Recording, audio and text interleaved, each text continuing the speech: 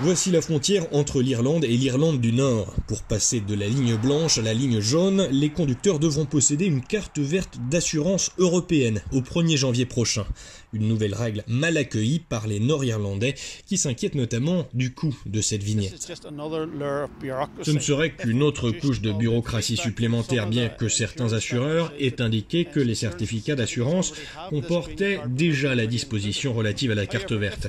Mais si les compagnies d'assurance commençaient à faire payer pour cela, ou s'il y avait une limite de validité de ces cartes vertes, cela s'ajouterait aux complications auxquelles les transporteurs sont déjà confrontés en raison du Brexit. En l'état actuel des négociations, la frontière entre les deux pays devrait rester ouverte. Mais dans la ville frontalière de Newry, côté nord-irlandais, ces futures règles ne sont pas du goût de tous. Je travaille en Irlande du Sud et je vis en Irlande du Nord. Il est donc évident que le fait de devoir traverser tous les jours la frontière sera un inconvénient. Il faudra que je fasse la demande, que je paye, et je ne sais pas combien de fois il faudra le faire. En tant que citoyen irlandais, détenteur d'un passeport irlandais, je serais inquiet de devoir montrer mes documents à la frontière.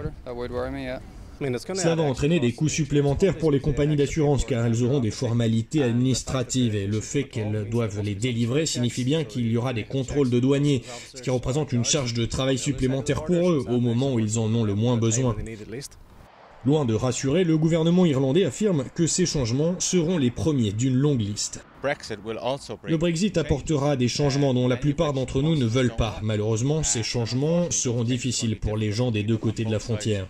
En ce qui concerne la carte verte d'assurance, c'est une exigence de la Commission européenne pour les voitures provenant de l'extérieur de l'UE. Cela pourrait changer, mais nous n'avons pas encore d'indication à ce sujet.